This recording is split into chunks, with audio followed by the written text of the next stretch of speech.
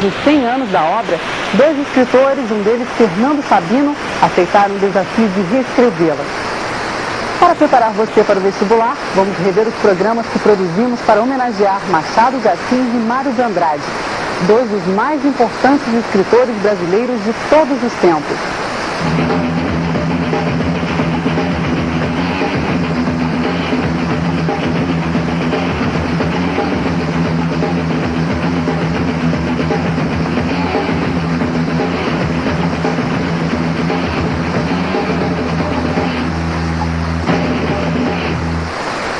Dom Casmurro, uma das mais deliciosas e polêmicas obras da literatura brasileira, completou 100 anos. Para comemorar, 2 escritores foram incumbidos de reescrevê-la. Críticas e elogios marcaram as 2 releituras, porque cada autor deu sua versão à dúvida de um dos temas mais discutidos desse livro de Machado de Assis. A personagem Capitu, mulher de Bentinho, cometeu mesmo adultério? A história de amor que nasceu na infância dos personagens Bento Santiago e Capitolina, a Capitu, foi publicada pela primeira vez há 100 anos. O namoro dos 2 se transforma num casamento atormentado pela dúvida de Bentinho sobre a possível traição de Capitu com o melhor amigo, Escobar. Agora o escritor Fernando Sabino e o professor de literatura Donício Proença Filho parecem ter resolvido dar um fim à questão.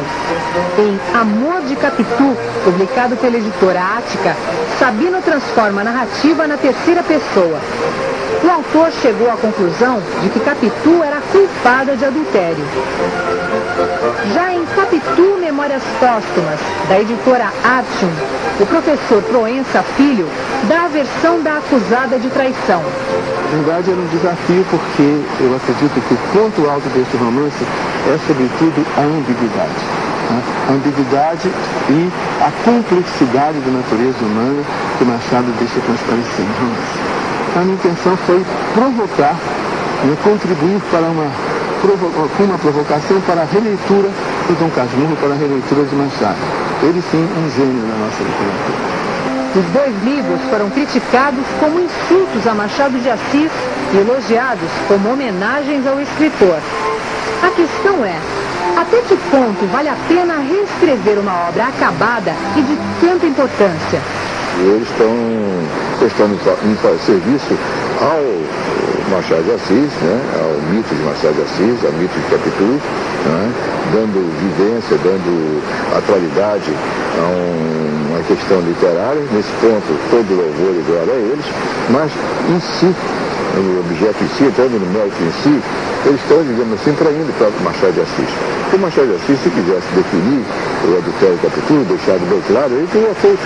No ano que completa 1 século, o texto integral de Dom Casmurro chega à internet. A iniciativa é da Biblioteca Nacional e tem o objetivo de divulgar e ajudar no estudo da obra de Machado de Assis. O site também contém explicações sobre as 45 citações encontradas no livro, que vão desde a Bíblia até Shakespeare. O endereço é www.olivro.bn.br. Na casa dos fundos da chácara onde morava, conviveu com vários escravos. O período de escravidão no Brasil só terminaria quando o escritor tinha 49 anos. Com uma postura crítica diante da vida e às vezes até sarcástica, Machado de Assis nasceu e morreu pobre. Dizem que esse foi um dos motivos pelo qual o escritor nunca desejou ter filhos. Machado de Assis escreveu no livro Memórias Póstumas de Brás Cubas de 1881. Não tive filhos e não transmito a nenhuma criatura o legado de nossa miséria. Mesmo com um sentido genérico, a frase serve para retratar a vida de Joaquim Maria Machado de Assis, que nasceu a 21 de junho de 1839, no Morro da Conceição, Rio de Janeiro. Filho de um pintor de paredes mulato e de uma doméstica, o menino cresceu na época da escravatura. Não foi um bom aluno nos poucos anos que frequentou a escola. Foi como um adolescente aprendiz de tipógrafo que o autodidata Machado de Assis tomou contato com os livros. Trabalhava muito e o salário só dava para uma refeição no dia: café com leite e pão torrado. Mas às escondidas, lia tudo que lhe caía nas mãos. Aos 16 anos, publicou o primeiro poema com o título Ela. 3 anos depois, já colaborava em jornais e revistas do Rio, onde publicava contos, crônicas e críticas teatrais. Em 1867, com 28 anos, começou a trabalhar como funcionário público no Diário Oficial. Nessa época, Machado de Assis já era lido e discutido em todos os círculos sociais. Casou com a portuguesa Carolina de Novaes quando tinha 30 anos, sob os protestos racistas do irmão da noiva. Com ela viveria 35 anos.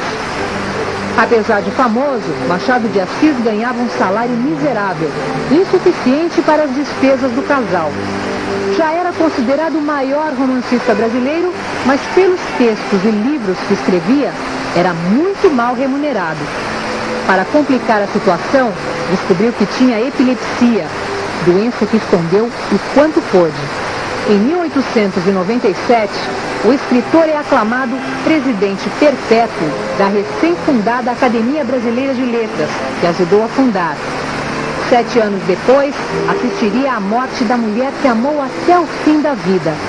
Machado de Assis se entregou à solidão e, a 21 de setembro de 1908, morreria pobre, mas cercado de homenagens, o escritor que produziu o melhor da literatura brasileira do século XIX.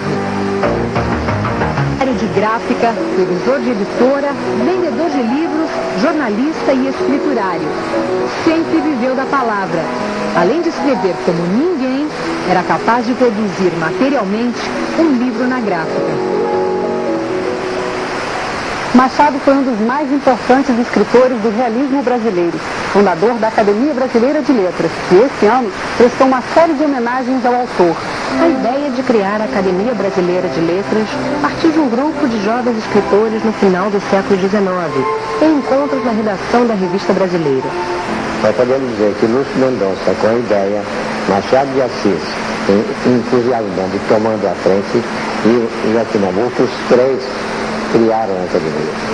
Em 15 de dezembro de 1896, Machado de Assis foi então aclamado primeiro presidente da Academia. Mas foi em 20 de julho de 1897, na Rua do Passeio, a instalação oficial. A mudança para endereço definitivo foi no ano de 1923, para o prédio doado pelo governo francês, uma réplica do Petit Trianon de Versalhes, construído para as comemorações do centenário da independência brasileira.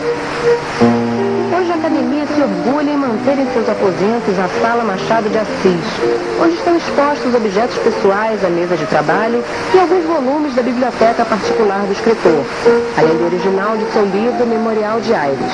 Essa sala está parecida em tamanho, então passou a abrigar, depois de um certo tempo, já com Josué Montello, presidente da Academia, os móveis de Machado, ali manuscrito dele, lá o pancinê, quer dizer, os óculos que ele usava, que era o pancinê, aquele que em geral a gente prega aqui, não é? Em vez de ser como esse que eu estou usando, e mostrando os retratos que ele tinha, a estante dele com livros dele. Então nós repetimos aqui a sala em que ele escrevia, a sala em que ele criava. Naquele tempo não havia o que? Computador, máquina de escrever, não, era a mão, era a tinta. Aqui no manuscrito ele mostra a tinta um romance que ele escreveu. E ali os objetos. E tudo isso, ali tem um cinzeiro. E tudo isso nessa mesa. Então nós reproduzimos aqui a sala que era dele, lá no Cosmo Velho, onde ele morreu. Infelizmente a Academia não conseguiu salvar o prédio, foi destruído para fazer um arranha-céu. Mas há muito tempo foi destruído. Não deu nem tempo de nós nos movimentarmos naquele tempo para chegar lá e preservar aquilo. Não conseguimos. Mas a sala está aqui. Os móveis estão aqui, tocou aqui, sentou-se aqui, pôs a mão aqui e pensou. E daqui nasceu tudo. Capitu e Bentinho estão de parabéns. O livro Dom Casmurro, de onde os personagens saíram, está completando um século de vida. Em certa casa da rua Cosmo Velho, que se abre no vazio, venho visitar-te e me recebes na sala trastejada com simplicidade, onde pensamentos idos e vividos perdem no amarelo de novo, interrogando o céu e a noite. Outros leram da vida um capítulo. Esse livro inteiro. Daí esse cansaço nos gestos e filtrada uma luz que não vem de parte alguma, pois todos os castiçais estão apagados. Há um bruxo com amor, poema escrito por Carlos Drummond de Andrade em homenagem a Machado de Assis. Machado de Assis é presença garantida no vestibular. Por isso, anote as dicas de quem entende do assunto, o professor. A riqueza dos textos de Machado de Assis é muito grande. A sua percepção sobre o mundo à sua volta, as relações sociais travadas, a ironia de uma sutileza sofisticadíssima, fazem com que gerações e mais gerações continuem admirando o nosso maior escritor. Sem contar aquela maneira tão peculiar de se dirigir a nós, seus leitores, envolvendo-nos na trama, criticando-nos e até mesmo nos ironizando. É importante não apenas sentir as ideias, é preciso demonstrá-las pessoalmente. Numa prova de vestibular, para demonstrarmos que o narrador está interpelando, está conversando com o leitor, nós precisamos caracterizar a segunda pessoa do discurso, que é a pessoa com quem se fala, ou seja, tu. E se quisermos demonstrar a ironia, temos que nos ater a pontos específicos, como aquele do primeiro capítulo do Dom Casmurro, em que o narrador diz que há livros que apenas terão título de seus autores, alguns nem têm. O ideal seria que você pudesse ler algum livro inteiro, mas se você não tiver tempo suficiente, leia pelo menos alguns capítulos, mas leia sentindo o texto, leia as entrelinhas. Aposto que você vai querer ler tudo. Veja um pouco mais sobre o Machado na internet. www.daz.com.br/USERS/Machado. No site do Centro de Estudos Machadianos, que fica no Rio de Janeiro, você vai encontrar várias informações sobre esse grande escritor da nossa literatura. Entre outras coisas, você terá acesso a críticas, biografia, comentários de algumas das obras dele, eventos que o Centro promove e até um histórico do próprio Centro de Estudos. Mário de Andrade com certeza também vai estar presente nas provas do vestibular. No próximo bloco, vamos rever um programa que fala da vida e obra desse que foi um dos precursores do movimento modernista. Vaga mais para a direita, ele ficou de fora, mas ele... Primeiro livro em 1917. Morreu em 1945, mas suas ideias estão cada vez mais atuais. Ele nunca se conformou com a mesmice. Com muita vitalidade, estava sempre inovando, criando alternativas.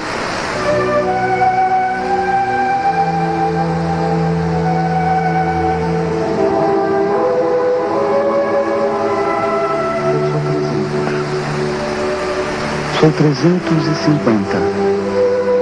Indivíduo infame, diabólico. Ao lado hediondo em meu caráter. Sou um vulcão de complicações.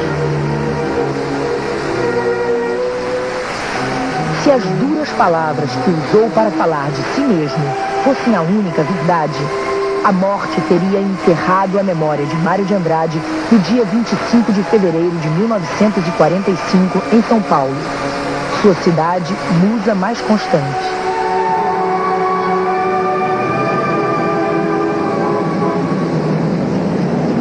São Paulo, comoção de minha vida. Com esses versos da Pauliceia desvairada, começava uma revolução que virou de pernas pro ar a cultura brasileira.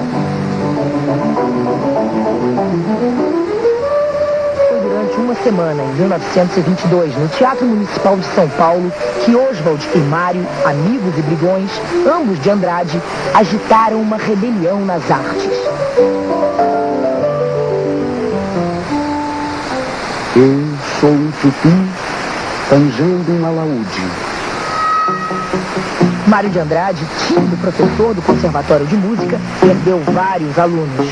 A burguesia paulista, escovada nos versos da Pauliceia, temia as influências futuristas do mestre.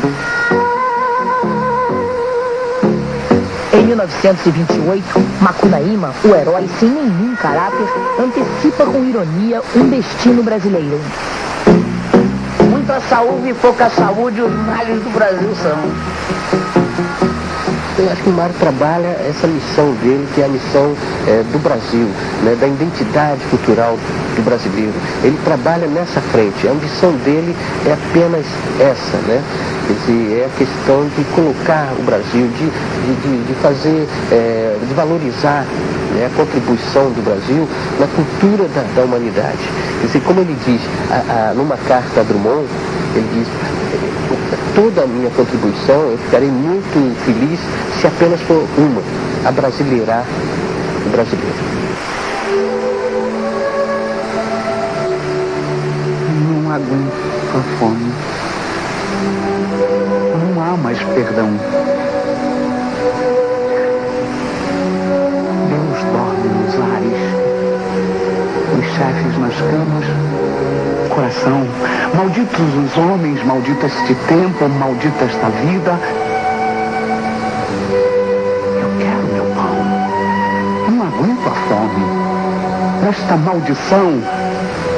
Ordens nos ouvidos, sangue nos meus olhos, ódio em minha boca.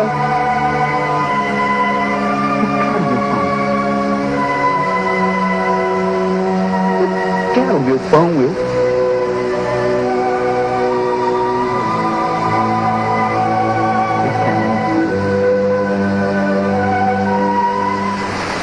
Um dos livros mais conhecidos de Mário de Andrade é Macunaíma, um herói sem nenhum caráter. A obra mostra um personagem com grandes tarefas, mas com uma preguiça constante e muita dificuldade em realizá-las.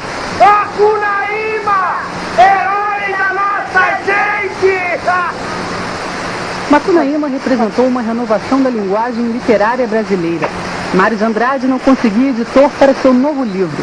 Mesmo assim, conseguiu publicá-lo em 1928 com uma pequena tiragem de 800 exemplares.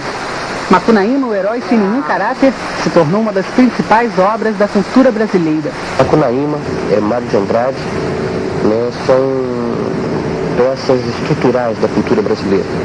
Por isso devem ser sempre retomados. E em momentos críticos mesmo da nossa formação social e principalmente nessa trajetória a partir do modernismo, né, Mário foi retomado bastante vezes, não só como enredo de escola de samba. Macunaíma foi filmado por Joaquim Pedro, né, um grande cineasta do nosso cinema novo, e o filme realmente rendeu muito nas mãos de Joaquim Pedro e popularizou muito a figura de Macunaíma. De primeiro, Macunaíma passou mais de 6 anos não falando. O divertimento dele era decepar a cabeça de Saúva. É um herói fundador, vamos dizer assim. A Mário de Andrade procurou exatamente esse viés de dar um fundamento à nova cultura brasileira que ele buscou, né, que ele buscava, né, vamos dizer assim, com o modernismo. Mário de Andrade foi um humanista. Durante toda a vida, se empenhou para mostrar a importância dos negros e índios na cultura de nosso país. Mas, acima de tudo, lutou para que nos sentíssemos mais brasileiros. Mário Raul de Moraes Andrade, chamado Papa do Modernismo, nasceu em São Paulo, na Rua Aurora, em 9 de outubro de 1893. Começou os estudos em uma escola de comércio, mas encontrou a vocação no Conservatório de Música de São Paulo, onde se formou em piano. Começou a escrever críticas de arte para jornais e revistas. E em 1917, ano em que conhece Oswald de Andrade, publica seu primeiro livro. O tema dele é a questão da humanidade em crise, esse livro. É um livro sobre a guerra de 14 e 18, um livro de 17. Então ele está preocupado muito mais do que com o Brasil, ele está preocupado com a barbárie que assola a humanidade. Acho que a grande questão que se coloca em Mário de Andrade é essa preocupação com a barbárie, né? Com o Brasil, mas com a barbárie que assalta realmente, né, a humanidade. Na mesma época, toma contato com o modernismo através de Anita Malfatti e se transforma numa das figuras mais importantes do movimento. Quem lança o modernismo no Brasil é a Anita Malfatti. Anita Malfatti passou alguns anos na Alemanha, alguns anos nos Estados Unidos, chega ao Brasil e faz aquela sua exposição, né, fantástica, lançando então a pintura moderna no Brasil. Para se ter uma ideia, essa exposição dura do dia 12 de dezembro de 1917 até 30 de dezembro. Mário frequenta a exposição durante 10 dias. Quer dizer, ele vai a essa exposição 10 vezes, quer dizer, num mês apenas. E dali em diante ele muda completamente. Mário de Andrade foi diretor do Departamento de Cultura do município de São Paulo e professor de História da Música. Lecionou História e Filosofia da Arte na antiga Universidade do Distrito Federal, no Rio de Janeiro. Voltando a São Paulo, trabalhou no Serviço de Patrimônio Histórico. Morreu em sua casa em São Paulo, na Rua Lopes Chaves, em 25 de fevereiro de 1945, de um ataque cardíaco. Eu sou um escritor difícil, que há muita gente inquisila. Porém, essa culpa é fácil de se acabar de uma vez. É só tirar a cortina que entra a luz nesta escuridez.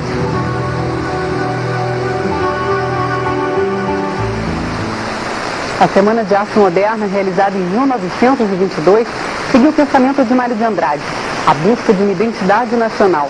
Por isso encontrou nele o seu maior incentivador. O Brasil era bem diferente naquela época e a Semana de Arte de 22 provocou uma grande agitação em São Paulo. Esse grupo de artistas decidiu partir para experiências novas. A pintura convencional foi substituída por uma outra, mais livre, mais ousada. Hoje, a revolução da Semana de Arte Moderna continua nas ruas de São Paulo, no monumento que se tornou símbolo da cidade. Até no cemitério a tradição foi quebrada. Nada de crucifixo nem anjinhos. No museu, a cabeça de Cristo ficou assim. Nem a arquitetura escapou da arte moderna. Um prédio novo parece muito mais antigo do que a casa que os modernistas construíram há mais de 70 anos. Por causa da importância que teve para o movimento modernista, a casa de Mário de Andrade é até hoje preservada em São Paulo com todos os móveis. Até a máquina de escrever, apelidada por ele de Manuela, em homenagem ao poeta Manuel Bandeira. O modernismo, o positivismo, né, principalmente o positivismo e o evolucionismo, apenas levavam em consideração a contribuição da raça branca. A raça branca era tratada como uma raça sociocultural. Intelectuais modernistas vai fazer uma revalorização disso. 40 anos. A vida para mim está se vendo uma felicidade sem repouso. Eu nem sei mais se gozo, pois que o gozo só pode ser medido em se sofrendo. Bem sei que tudo é engano, mas sabendo disso, persisto em me enganar. Eu ouso.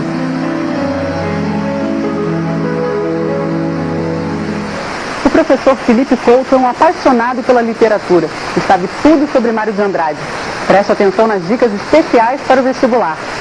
Uma das principais e mais comentadas características da primeira fase do movimento modernista e de Mário de Andrade especificamente é o forte sentimento nacionalista, presente tanto na poesia quanto na prosa. Mas você tem que ter cuidado para não errar no vestibular. Mário é nacionalista, mas isso não quer dizer que ele seja ufanista. Explico. Mário de Andrade não é comprometido apenas com a exaltação da nossa terra e da nossa cultura, como acontece, por exemplo, com os escritores da primeira geração romântica. Ele assume uma postura mais consciente, mostrando uma grande preocupação com a realidade brasileira. Aliás, é fundamental que você perceba que é graças a essa preocupação que Mário de Andrade utiliza em seus textos um vocabulário que muitas vezes tenta reproduzir o falar do dia a dia. Na internet, você pode descobrir outras dicas sobre Mário de Andrade. www.salesforce.com/Tio Esquina. No site Esquina Literária você vai encontrar informações sobre diversos autores, entre eles Mário de Andrade. Além disso, poderá conhecer pinturas do mestre modernista feitas por artistas famosos. Mário de Andrade entendia como ninguém o valor da cultura brasileira. O poeta e escritor conseguiu reunir registros da arte popular em algumas viagens pelo Brasil. O governo e a população poderiam se espelhar nesse esforço para não deixar morrer a nossa cultura mais original, porque no fundo ela nada mais é do que a nossa própria história. Aproveite o final de domingo para descansar, porque amanhã tem mais. A partir dessa segunda-feira, vamos estar reapresentando programas com assuntos atuais do nosso dia a dia, como a inflação, o desemprego, a política e a economia. Assuntos que com certeza vão pipocar nas provas de vestibular. Um bom domingo e até